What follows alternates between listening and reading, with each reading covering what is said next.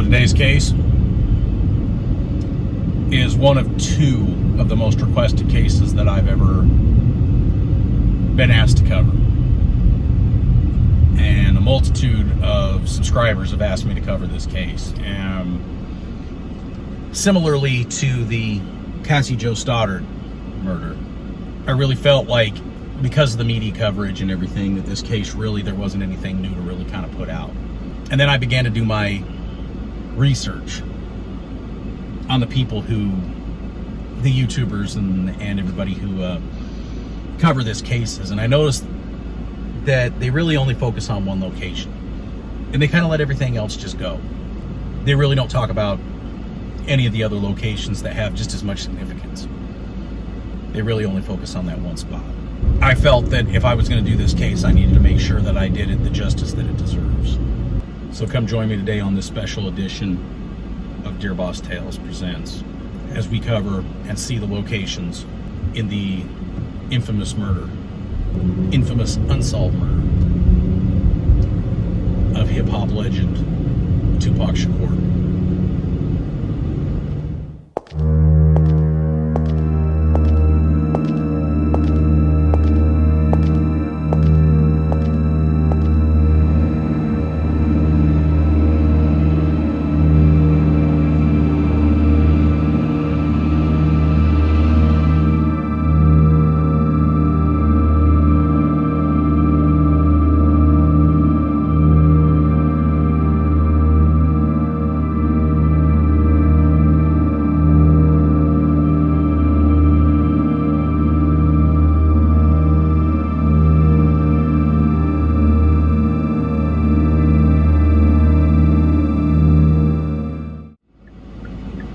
So while researching this case, I found a lot of very interesting information. And one of those things was Tupac Amaru Shakur. That was not his birth name. I always thought it was. It wasn't. His birth name was actually Lashane Parrish Crooks. And he was born to a mother and father who were high-ranking members of the Black Panther Party. His mother was actually tied to a very famous Black Panther case, and she was actually in jail at the time she was pregnant with Tupac. This was all stuff I didn't know. And eventually, she was found not guilty of the crimes that she was accused of, and she was released. Now, I'm not going to go too much into his backstory or any of that, because to do that, first off, I think I would be beating a dead horse. I think most Tupac fans and people who are watching this video are probably already aware of his background and all, but I'm going to touch on a little bit. So he moved around. His mom was in and out of jail. She had a problem with crack, which kind of isolated him from her. And he moved from New York to Baltimore, Maryland, to a rough streets of the Bay Area city. And it was while he was there, he eventually got introduced to members of Digital Underground. And that was how he kind of got his start. He became a backup dancer for Digital Underground. Most famously known for their song, The Humpty Dance, which, if you don't know, the guy who sang that song recently passed away. May he rest in peace. I loved that song as a kid. Pac got his first chance to start rapping with Digital Underground.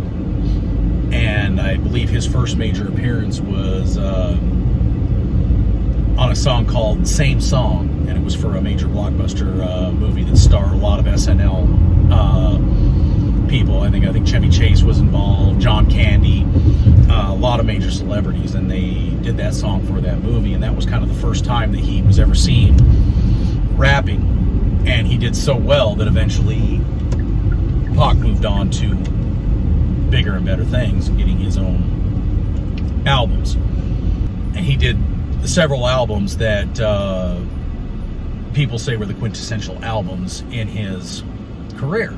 I really got to know who Pac was when he joined Death Row. And I think that's when a lot of people really kind of started listening to Tupac, and that was his kind of introduction to me. I listened to several of his albums. I loved All Eyes on Me. I loved Machiavelli.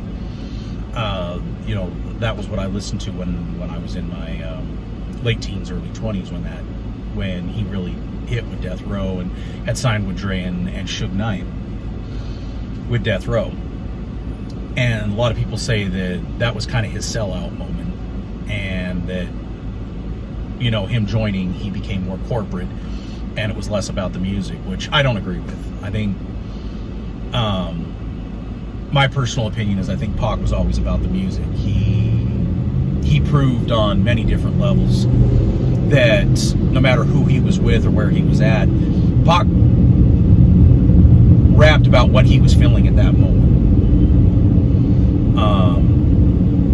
I remember watching an interview with his cousin who said that one minute he would be belittling women and calling them derogatory words and names, and on the next song he would be putting them up on a pedestal and talking about how wonderful they were, and that he was a complex guy, and I honestly believe that.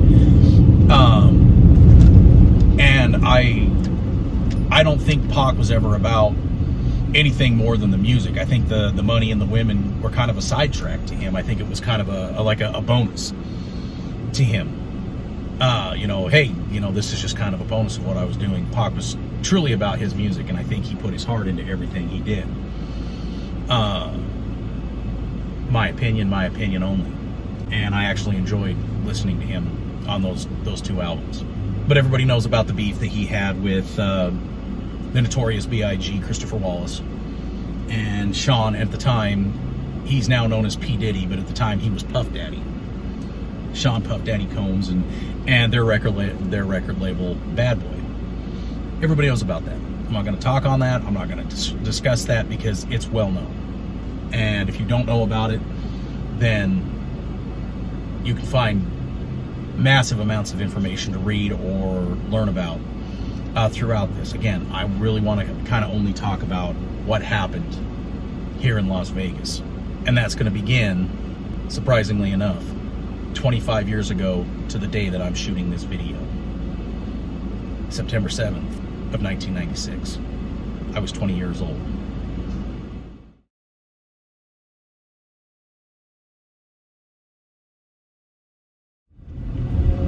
So I hear a lot of different stories about how this initially happened. I heard that they arrived early on in the day, early in the morning, that they arrived in Las Vegas. I've also heard that they arrived in mid-afternoon. I've heard that they arrived in early evening. My personal opinion about this is that they probably arrived in the mid-afternoon, about the time I'm shooting this. And Tupac had recently started dating a young woman by the name of Kidada Jones. And if you don't know that name, then you'll probably definitely know her father, Quincy Jones, the world-famous songwriter and composer and producer. Amazing man, amazing man. And if you've ever heard Michael Jackson's Thriller, or if you've seen the movie Austin Powers Goldmember, right at the beginning of Goldmember, Mike Myers as Austin Powers actually goes into a studio where Quincy Jones is leading a symphony. He's an amazing man, an amazing talent, and I did have the opportunity and the honor one time of actually meeting this man in person. And he was very, very, very sociable, very nice, and was very, very, very open and very sweet man. So Tupac came out here to meet Suge. Suge had a big, beautiful home here in Las Vegas. And he came out here to meet Suge Knight, and he brought members of the Outlaws. He brought his bodyguard. He brought Kidada Jones. He brought several people. There was 3 reasons he was coming out, and that was to celebrate his cousin's birthday, to attend the Bruce Seldon-Mike Tyson fight, to perform at Suge's Club here in Las Vegas. Those were his reasons for being here. So they came out and they got here to Las Vegas. Now, it's very, very, very, very well established that Tupac preferred the Luxor Hotel and Casino. Whenever he came out, he always liked to stay at the Luxor. That was just who he was. That's where he was at, and so that's where he wanted to stay. So after arriving in Las Vegas on the 7th, 25 years ago today, they checked into the Luxor Hotel. They stayed in the actual pyramid. I hear a lot of reports that they stayed in one of the two bigger towers to the side. They did not. They stayed inside the pyramid. And the reason I know that was the two towers that were being built were just barely under construction. They were just starting construction on those two extra towers, and they wouldn't open until 1998, almost 2 years after this incident occurred. So that is a myth. They stayed inside the pyramid. What hasn't been determined was the actual room that Tupac and Kidada Jones were staying in. I have researched a ton of this. I have read books, and everybody lists something different. I have some people saying he stayed on the first floor because he wanted to have quick access to the tables. Pac loved to gamble. I've got other people saying he stayed way up in the top in a suite. A buddy of mine actually worked for Luxor for a very long time, and they were forbidden.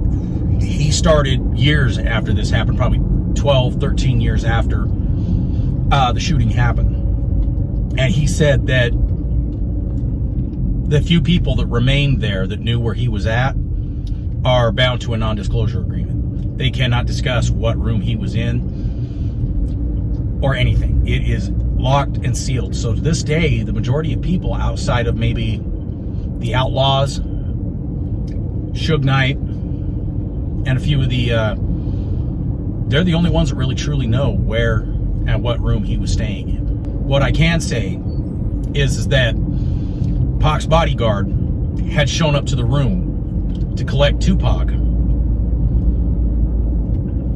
and Kidada answered the door, and he goes, "Where's Pac?" And Kidada said, "He's gambling." He was like, "What?" This scared his bodyguard, because his bodyguard was very well aware of the dangers that Pac faced. He was in uncharted territory, and he knew that he was a target. So, according to the book I read, the bodyguard went down into the casino and found Tupac at the tables. I believe it was a craps table there at the Luxor.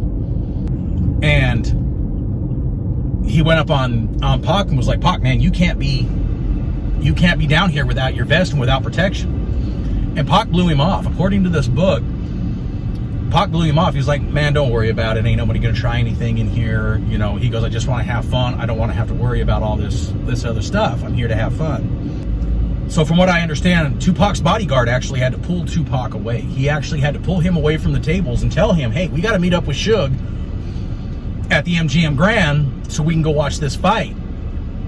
Now, the fight I'm referring to is the famous Mike Tyson-Bruce Seldon fight.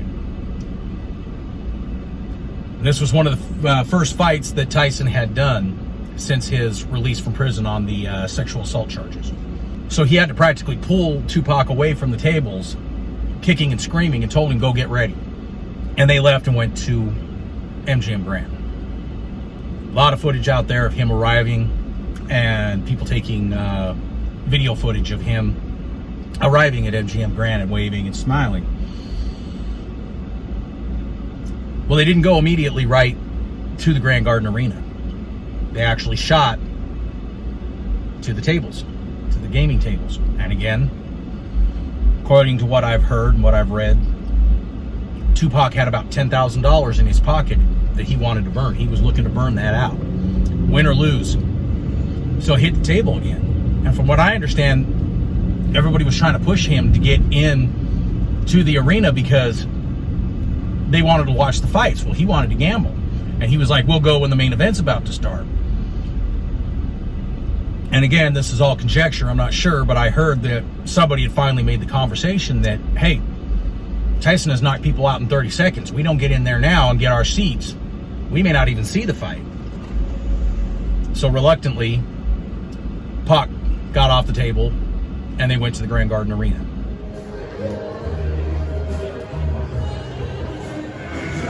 There's the Grand Garden Arena. That's where the fight happened, just beyond those doors there. Round one, scheduled for 12, and Tyson comes right out, right into Bruce Seldon. Bruce has used that jab, but already got hit with a hook. He's standing way outside. Look how he stands straight up there. Now that's not. Oh, down goes Bruce Seldon. Come on. That was a punch high on the head. It was a punch high in the head, Freddie. You're exactly right. Hand, and it was stunned him. With about 1:40 remaining in round one, Seldon goes down for the first time. He had a nice long rest there, but he has felt. Back comes Seldon, and Tyson with a left hook, and Seldon is down on his stomach. Steve, there are two unalterable truths in boxing. If you have a great chin, you don't have a great chin, you can't get one. You can't buy one or learn one. Oh, forget it. Punch. He's wobbly. You can always punch, over. and that's it. It's over in the first round. 1 minute and 9 seconds were left, and he was not going to win. Shortly after, Tupac and Mike Tyson were friends. Pac wanted to go see his buddy, so Tupac and Suge Knight were escorted back. Now, I don't know if the Outlaws were allowed. I don't know. I can't say for sure. But I do know that Tupac and Suge went back to actually meet Mike Tyson. After the meet was done, they were coming out of the Grand Garden Arena after watching the fight. And this is where things started picking up.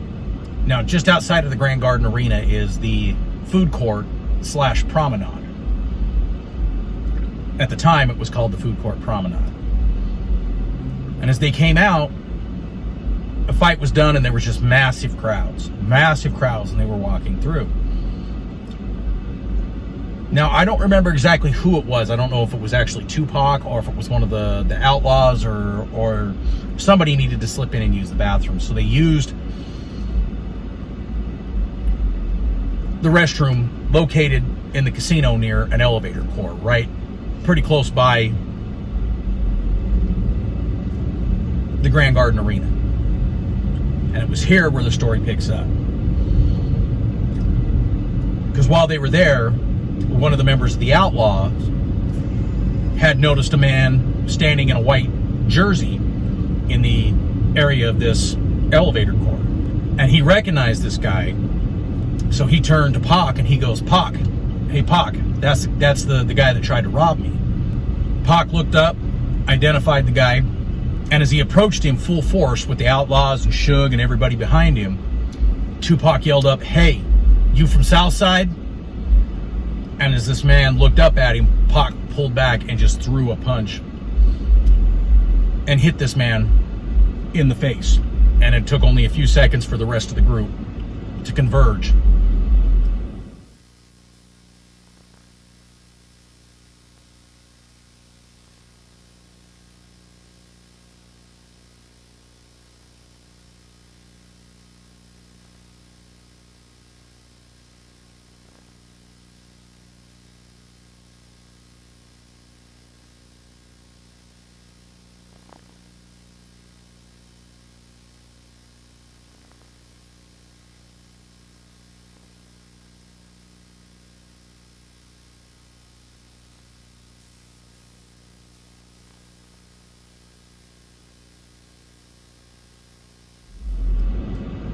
And they just started putting the boots to this man. The fight lasted, I think, between 8 and 10 seconds before MGM security broke it up. Now, this was a big group. This was not a small group. And MGM security was not going to attempt to try to detain every single one of these guys. If you honestly believe that some of these guys could take on somebody the size of Suge Knight, you're wrong. And Pac was a celebrity. Nobody knew exactly what happened. Nobody knew what started the fight. They just know there was what we in the security field call a 416, a physical altercation going on in the lobby. Pac and his crew immediately left the area after breaking up and started moving through the casino. They walked all the way through the casino, past the tables, all the way down. Now, in 1996, the front of the MGM Grand Casino looked a lot different than it does now. On the corner of Tropicana and Las Vegas Boulevard, there used to be this big golden lion's head.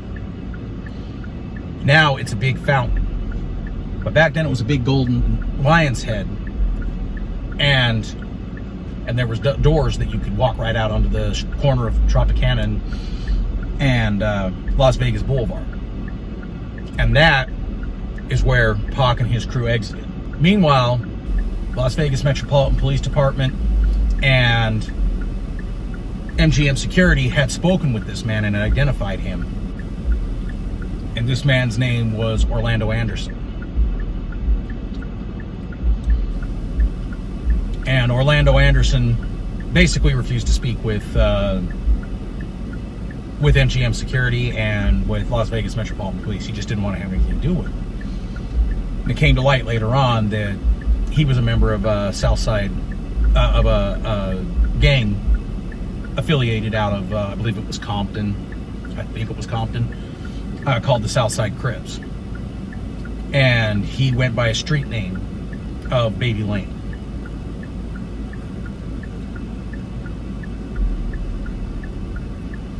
And he was with a group as well. One of the members of his group, of his crew, was a high-ranking member of the Southside Crips, and his name was Keefy D. That was his street name. And that was also Baby Lane's uncle. Now, being part of a gang and their obvious distaste for law enforcement, he didn't want to speak with security or LVMPD, Las Vegas Metropolitan Police Department. And he said he was fine, and they went on about their business. Pac returned to the Luxor. They did not get into the car with Suge and go right toward the Club 662. They did not go that way. That's what everybody thinks. Everybody gets this idea that they pulled out and immediately started going. That's not what happened. Suge actually left and went back to his home, a very expensive home, not too far from the Las Vegas Strip. Gated community, very exclusive, very upscale. I can't show you that house in person because it is behind a gate, and you have to have specialized access to get in there. And you are trespassing if you go on there without having permission from a homeowner. So I'm not even going to attempt it. Now, I hear a lot of this too. Oh, that was the home that was owned by Lefty Rosenthal when he was here in Las Vegas. No, it was not. The home that Suge had was rented by Robert De Niro, the man who played Sam Rothstein, who was the fictionalized version of Lefty Rosenthal. Robert De Niro rented that home while they were filming the movie Casino in 1995. Or it was in 94, they released it in 95. Suge bought the home shortly after De Niro moved out. But it was not Lefty Rosenthal's home. Robert De Niro did not own it. He leased it while they were filming that movie. So we're going to put that to rest right now. That's a fabrication. And we're going to get more into that on an upcoming video where I cover the true story of Casino, the movie. But for now, we're heading back. So Suge went back to his home. Pac went back to the Luxor and went in, and he actually started bragging to Kidada, his cousin, and several of the other people that were there, about really excited about the fight and how they had, basically got retaliation for what supposedly Orlando Anderson had done in Los Angeles. After he changed clothes, he asked Kidada and everybody to stay in the room. He was going to go to 622, perform. He'd be back later that night, and then he would take the girls out the next day. So after changing clothes, he and his bodyguard and the outlaws jumped into a caravan of vehicles, a convoy, as you would say, and they headed for Suge's house. They got to Suge's house, and Pac told his bodyguard and everybody to wait outside. He needed to go in and talk with Suge. He went in and was talking to Suge inside the house by himself. Now, this is where people believe the rumor that Pac had gone to Suge and told Suge that he planned on leaving Death Row Records after his contract was completed, and I believe he had like a 3 or 4 album contract with them. And many people say that Tupac was disillusioned with Death Row and Suge because he wasn't getting the royalties that he should have been. I can't speak on that. It's conjecture.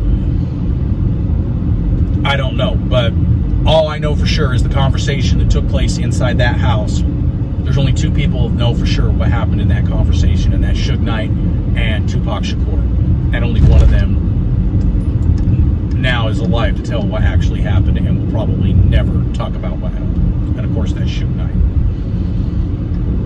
So after being inside between a half an hour and 45 minutes, maybe as much as an hour, Suge and Pac reemerged. Suge walked up to his bodyguard and said, "I need you to ride with the outlaws in the caravan. I'm going to ride with Suge. We got some business to discuss."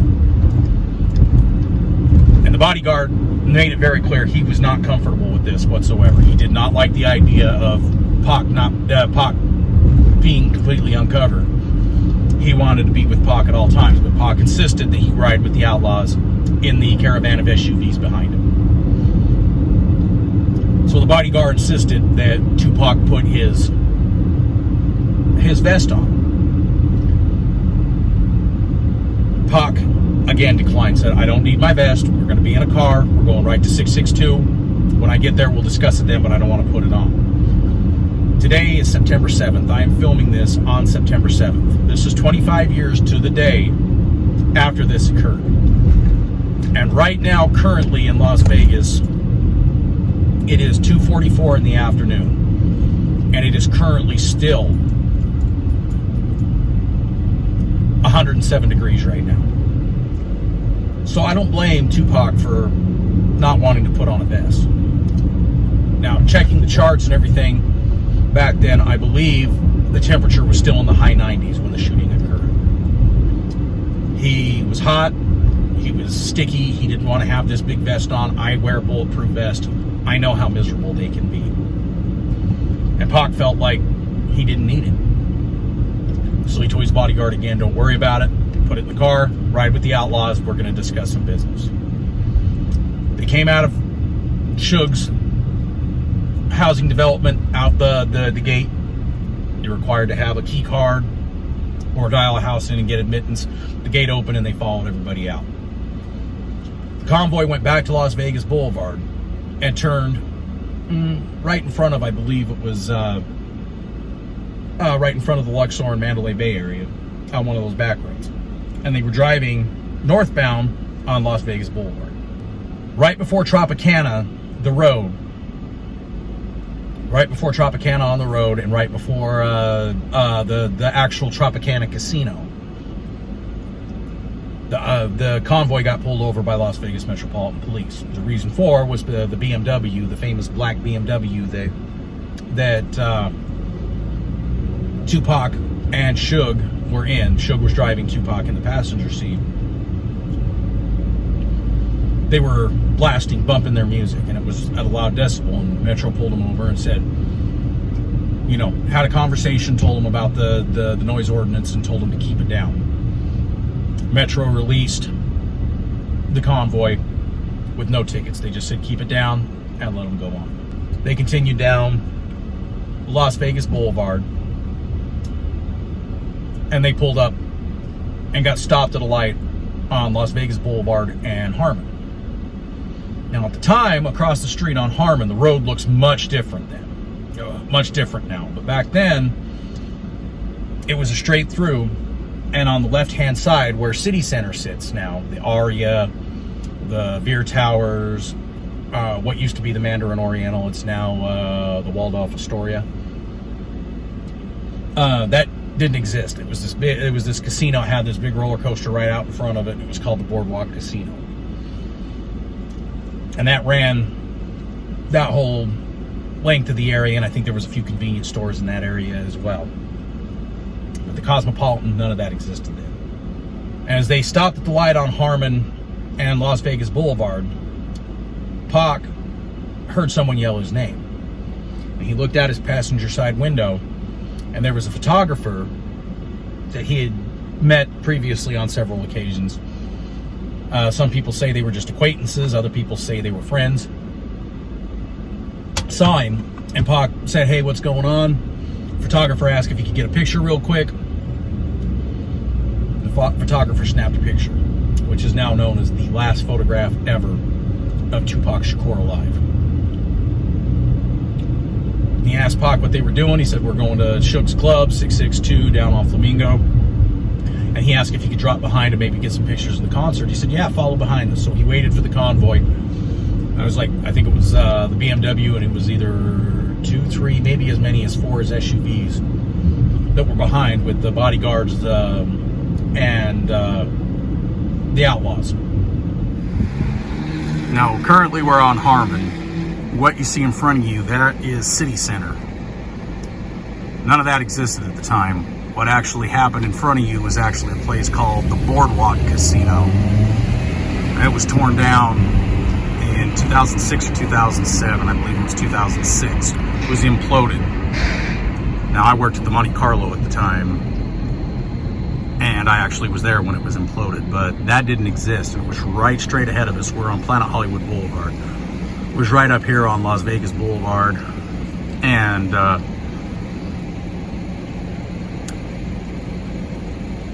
Harmon, where the last photo, the famous last photo of Tupac Shakur was taken by that photographer. And he pulled up to the right of Tupac's convoy, and he had known Pac from previously, and so Pac allowed him to take the picture. And he actually dropped in line to follow Tupac to Club 662. This looks a lot different at this time, but it's also right over here at this intersection, right over here at the intersection that you see right over there, where Suge high-centered the BMW that they ran. And it was right here where Pac was pulled out of the car and rushed to UMC.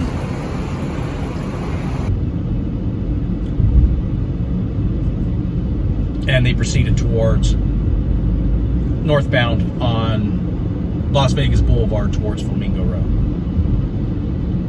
Once they got to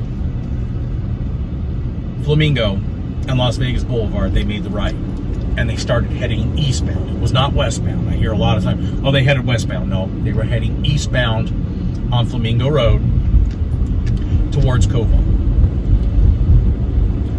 And as they were passing Paradise, Suge and Pac had their windows down, and they heard someone screaming, a bunch of girls screaming Tupac's name.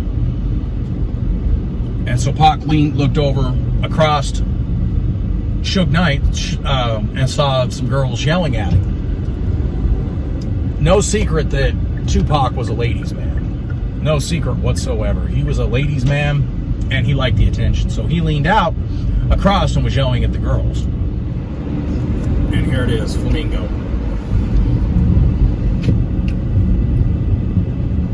If you're coming over, dude, come over. They made the right here onto Flamingo. As you can see, Bally's is here to the right. Now, this is where things get interesting. This is where a lot of people get confused. A lot of people say that he was in the second lane to my left. Well, that's not correct. He was not in that second lane. They were in this first lane where I'm at, and it's going to move over into it's going to split into a second turn lane. Right up here at Flamingo and Koval.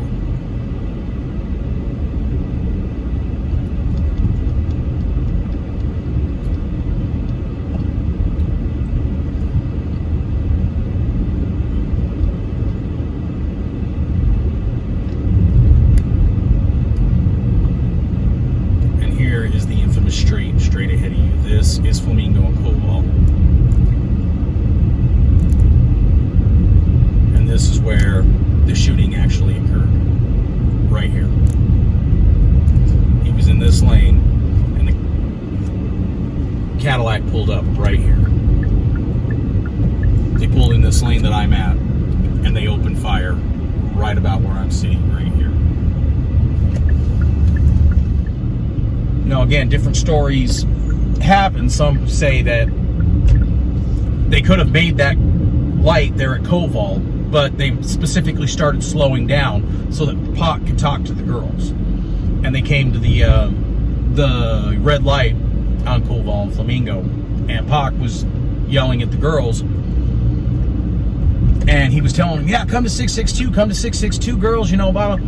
And he was talking to them, and failed to notice that on the right-hand side, a white Cadillac, newer model Cadillac at the time. It was a newer model. Probably a 95, 96. That late in the year, it could have even been a 97 model Cadillac, pulling up to the right-hand side. And as it approached Pac's vehicle, the rear passenger side window rolled down, and an arm came out with a .40 caliber Glock handgun and began to fire at Suge's BMW. Now, again, I hear different stories. I hear 12 shots, I hear 14 shots out of a .40 caliber were fired into the vehicle. But we do know that 4 of them hit Pac. The most deadly of them entered in through his right lung. One of the bullets struck Suge in the head, causing him to start bleeding. He understood what was happening, so he gunned his engine and made the left-hand turn, made a U-turn, cutting off several portions of traffic, and started heading back towards Las Vegas Boulevard, while the Cadillac made a right-hand turn and took off down Koval Lane. Suge ran a red light at Las Vegas Boulevard and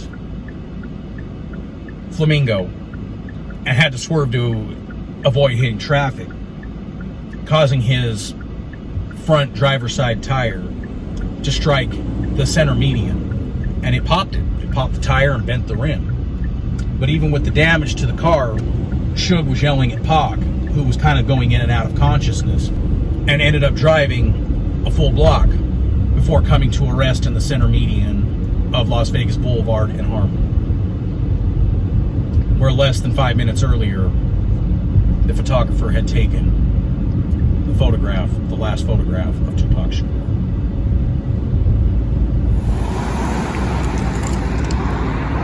Koval, Flamingo. We're gonna walk right over there. It was right here.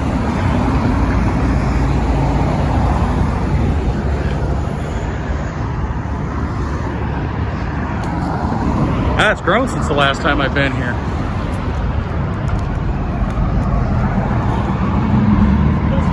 Huh? 25 years today. Yeah, I just happened to be passing through. Really? Yeah. 25 years ago today, in about 6 hours. Yep. He was right there. And this location was actually used in the movie All Eyes on Me. I remember actually watching them film this. Suge U-turned the BMW right here and went back down Flamingo. He ended up high centering on Harmon, right where just probably 5-6 minutes earlier, that last photograph of Pac and him in the BMW was taken. That's the spot right there. He U-turned in the Cadillac, turned and went right down Koval back towards Tropicana, heading southbound. But they were on their way actually further down this road to Club 226, or I'm sorry, Club 662. And that's a little ways down there. It doesn't exist anymore. It's now turned over and it's called Hamburger Mary's, and we're gonna go check that out right now.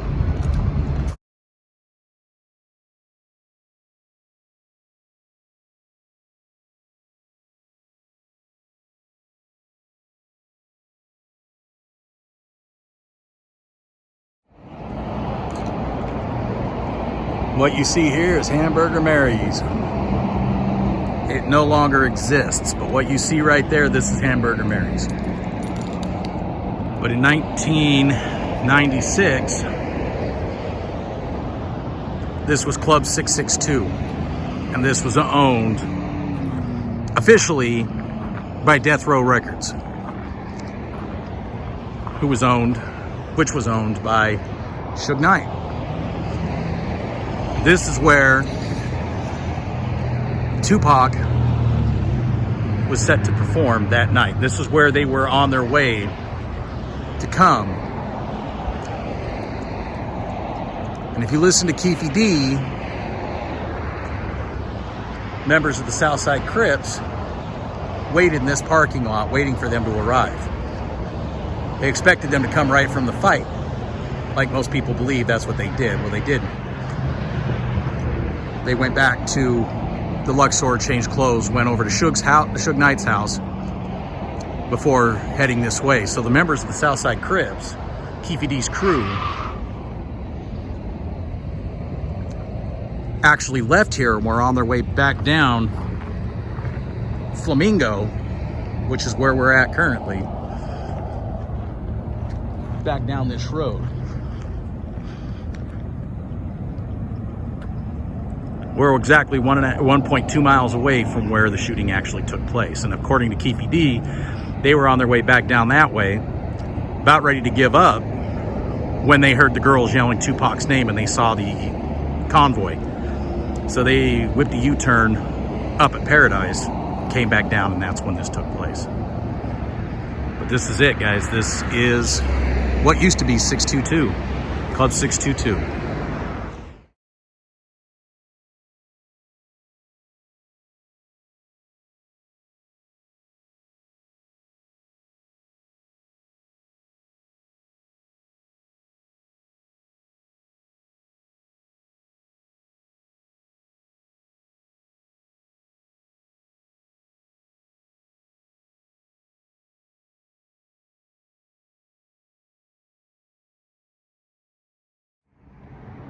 Here we have celebrity cars, guys. And inside these doors is something that I never thought I would ever actually see.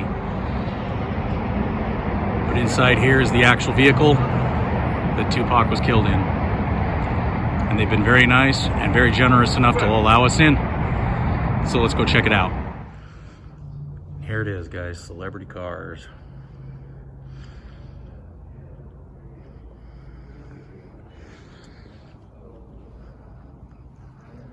This was the actual car right here that he was shot in.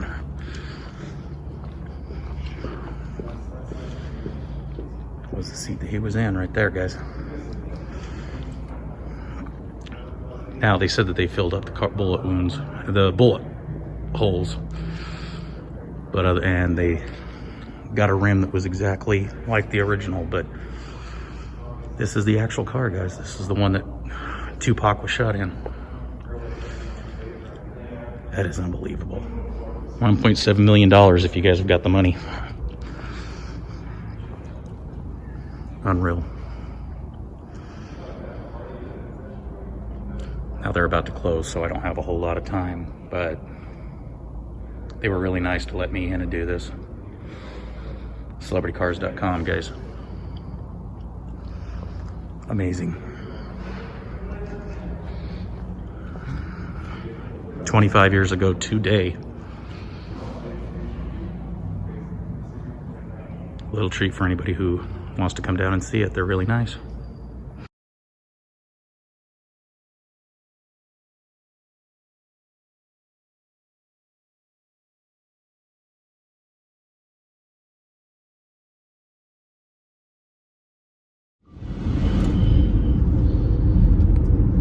Love him or hate him, you cannot deny the impact that Tupac Shakur had on a lot of different genres of music.